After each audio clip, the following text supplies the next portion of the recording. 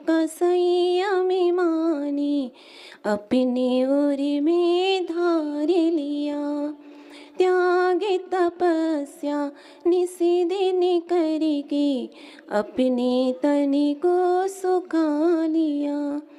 ऐसी त्यागे तपस्या माँ तुम, निस दिन हर पल करती हो। संयम को धारण करके माँ, आप अपने में रहती हो, आप अपने में रहती हो। एक राशि शिवनाथ भगवान की, एक राशि शांतिनाथ भगवान की, वर्तमान शासन श्री महावीर भगवान की जय हो। आचार्य गुरुवर श्री विद्यासागर जी महाराज की जय हो। आचार्य कल्प श्री विवेक सागर जी महाराज की जय हो। आचार्य श्री समय सागर जी महाराज की जय हो। परम पूजनीय आरिका माँ श्री विज्ञानमती माता जी की जय हो। परम पूजनीय आरिका संघ की। हमारे इतिहास में ऐसी बहुत सी नारियां हुई हैं जिन्होंने धर्म के क्षेत्र में, समाज के क्षेत्र में और राज्य के क्षेत्र में, देश के क्षेत्र में अपना एक विशेष आदर्श प्रस्तुत किया है। और दूसरी ओर देखा जाए, जहाँ हमारी सीता, अंजना, सौमा सती, मनोरमा आदि सतियाँ जिन्होंने अपने शील को पालन करने के लिए अपनी दृढ़ता को बना करके उस लक्ष्य को प्राप्त कर लिया। क्योंकि वे वास्तविकता है कि महापुरुष जो होते हैं उनके जीवन में संघर्ष आते हैं, लेकिन वो विशेष दृढ़ता वाले होते हैं जो अपने लक्ष्य को प्राप्त करने के लिए पीछे मुड़ करके नहीं देखते और अपने जीवन में विशेष विशेष कार्य करके एक नया आदर्श बनाते हैं। उन्हीं आदर्शों में आपके समक्ष बैठी हुई, आपके सामने बैठी हुई पूज्य आरिका श्री, जिनकी त्याग, जिनकी तपस्या, जिनका संयम, जिनकी चर्या और जिनका आगम के अनुसार हर कार्य को देख करके पूरी विश्व में, पूरे भारत में धर्म ध्वजा का डंका बज रहा है, ऐसी पूज्य हमारी आरिका श्री जी। वास्तव में मुझे तो ऐसा लगता है कि इस दिन हमारी जब दीक्षा हुई थी तो गुरु के रूप में ये हमें मिले थे, लेकिन मुझे तो बहुत बार ऐसा लगता है कि गुरु के रूप में नहीं, गुरु तो हैं ही, लेकिन गुरु के रूप में एक माँ मिली मुझे। जैसे एक छोटा सा शिशु होता है, वो अपनी बात को माँ तक पहुँचाने के लिए माँ के आंचल को पकड़ करके अपनी पूरी बात माँ के पास रख देता है। ऐसी पूज्य आरिका श्री जो करुणामयी, जो ममतामयी, जो वात्सल्यमयी हैं, उनके पास मेरी आत्मा पवित्र हो गई उनके चरणों में आकर के। ऐसी पूज्य आरिका श्री के विषय में जितना भी कहूँ, जितना भी बोलूँ वो कम रहेगा, क्योंकि जितना बोलने का प्रयास करती हूँ वो हर जगह, चाहे मन हो चाहे वाणी हो, वो सब विराम ले लेती है। लेकिन फिर भी आज गुरु के गुणों का गान करने का अवसर है, और वास्तव में गुरु के गुणगान करने का कोई विशेष अवसर नहीं होता। गुरु का गुणगान तो हर समय, हर घड़ी, हर क्षण करते रहना चाहिए, क्योंकि गुरु भक्ति संजमेणे तरंति संसार सायरम घोरम, मतलब जो गुरु की भक्ति हमेशा करता है उसके पापों का क्षय निरंतर होता रहता है। तो आज एक छोटे से दृष्टांत के माध्यम से, एक छोटे से संस्मरण के माध्यम से, क्योंकि ये वास्तविकता है कि पूरा बागड़ माता जी की चर्या से परिचित है, उनकी त्याग साधना से परिचित है, और विशेष देखा जाए तो ऐसे ऐसे चमत्कार पूज्य आरिका श्री की साधना से हुए हैं जो व्यक्ति देखते ही अपनी दांतों तंगे उंगली दबा लेता है कि वास्तव में आचार्य श्री के तो बहुत सारे संस्मरण सुने, लेकिन वो परोक्ष में सुने, लेकिन प्रत्यक्ष में पूज्य आरिका श्री का कोई भी ऐसा कार्य और कुछ भी ऐसी घटनाएं जहां बिल्कुल असंभव थी, वो सारी घटनाएं पलायन कर गई और वो सारे कार्य संभव हो गए।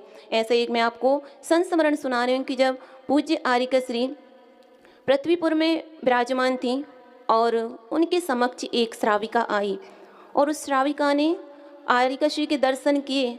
ये वास्तविकता है कि जब अपना वाला मिलता है या पूर्व परिचित होता है, और जब व्यक्ति सामने परेशान हो और जब सामने वाला मिल जाता है तो वह अपनी बात को शब्दों में नहीं कह पाता, शब्दों में नहीं कह पाता, इतना भावुक हो जाता है कि वो अपना बात को उनके पास रख नहीं पाता। उसकी बात शब्दों में नहीं, आंसुओं के माध्यम से निकलती हैं। और वो भी आर्य श्री को देख करके मात्र रोती रही, रोती रही, रोती रही। बस प्रत्यक्ष में आर्य श्री के दर्शन करके उसे ऐसा लग रहा था कि आज मुझे जीवन की अमूल्य निधि मिल गई। और जैसे ही उसने रोना बंद नहीं किया तो पूज्य आर्य श्री, जो दूसरों की पीड़ा में मोम की तरह और अपनी पीड़ा में वज्र की तरह है, उसकी पीड़ा को देख करके पूज्य आर्य श्री ने कहा कि बहन क्या हुआ, तुम्हें इतना क्यों रो रही हो? तो वो कहती है, माता जी मैं क्या करूं, मैं क्या करूं, मुझे कुछ समझ में नहीं आ रहा। माता इनका क्या हो गया, आखिर बताओ तो, और रोना बंद करो तुम, फिर अपनी बात को रखो। वो कहती है, माता जी मैं बड़ी परेशान हूँ, और कहूँ तो क्या कहूँ, क्योंकि ना मैं भगवान की पूजा कर सकती हूँ, ना आहार दान दे सकती हूँ, और ना ही अपना स्वयं कार्य कर सकती हूँ। आखिर ऐसा क्या किया जाए जिससे मैं भगवान की भक्ति से जुड़ी रहूँ? पूज्य आर्य श्री ने कहा कि आखिर बात क्या है, तुम स्पष्ट बताओ। तो वो कहती है, माता जी मुझे पता नहीं ऐसा कैसा रोग हो गया कि सारे डॉक्टरों को बता लिया, देश विदेश में तक दिखाया ही, और सारे चिकित्सक, सारे वैद्य, सारे हकीम एक ही बात कहते हैं कि अब इतना इलाज करवाने के बाद भी तुम्हें कोई फ़ायदा नहीं है, तो इसका कोई इलाज नहीं है। और अब मैं बिल्कुल हताश हो चुकी हूँ। तब मेरे मन में एक ही बात आई कि बस अब कोई सहारा है तो आप, और मैं तत्काल आपके चरणों की समीपता पाने के लिए दौड़ी चली आई। माता जी ने कहा, क्या हुआ है तुम्हें, आखिर कौन सी बीमारी हुई है? जैसे ही उसने अपने दोनों हाथ आर्य श्री के समक्ष किए तो देखे तो दोनों हाथ उसके मुड़े हुए थे, टेढ़े थे, इससे वो कोई भी काम नहीं कर पाती थी। तो माता जी ने कहा, ये कैसे हो गया, कैसे तुम्हें ये रोग हो गया? वो कह ली, पता ही नहीं चला माता जी, धीरे धीरे धीरे हुआ, और इसका कोई इलाज करवाने वाले भी जिसने भी कहा वहाँ जा कर के डॉक्टरों को दिखाया और इलाज भी करवाया, पानी की तरह पैसा भी बहाया, लेकिन कोई भी इसका इलाज नहीं है।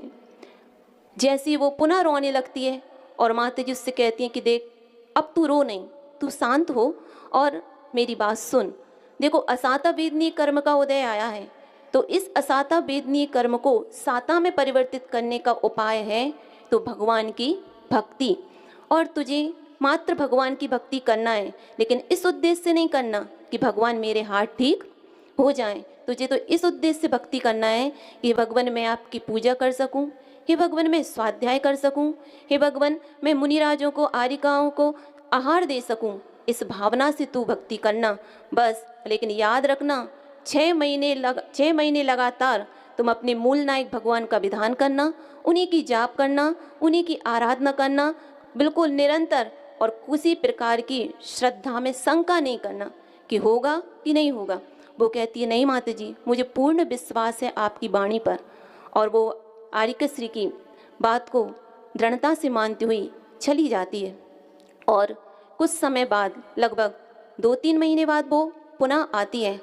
तो ये क्या, जब पहले आई थी तब भी वो रो रही थी, उसके आंखों से अविरल आंसू बह रहे थे, और पुनः जब आई 3 महीने बाद तो भी रो रही, तो भी उसके आंसू अविरल आंसू बह रहे। माता जी ने कहा, क्या हुआ, तकलीफ ज़्यादा बढ़ गई क्या?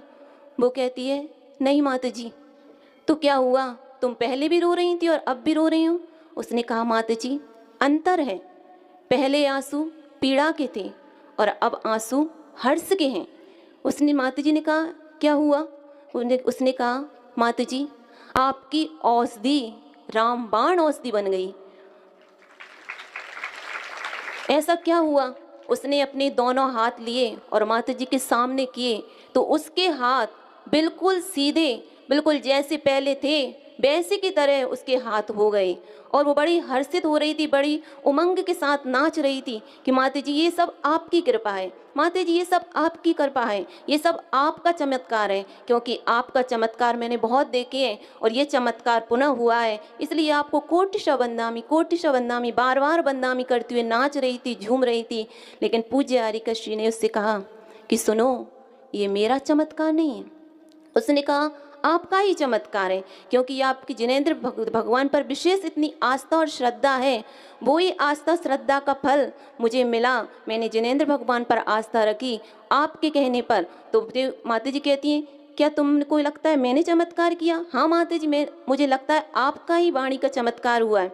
क्यों, ऐसा क्यों लगता है? तो वो कहती, माता जी भक्ति तो मैं पहले भी करती थी भगवान की, पहले भी पूजा करती थी, पहले भी स्वाध्याय करती थी, सब करती थी, लेकिन वो चमत्कार आज तक नहीं हुआ जो चमत्कार आज हुआ है। और जैसे ही आर्यका श्री के पास पुनः पुनः यही बात कहती है तो माता जी कहती हैं कि नहीं, तुम भ्रम में हो, ये सब जिनेंद्र भगवान की भक्ति का फल है।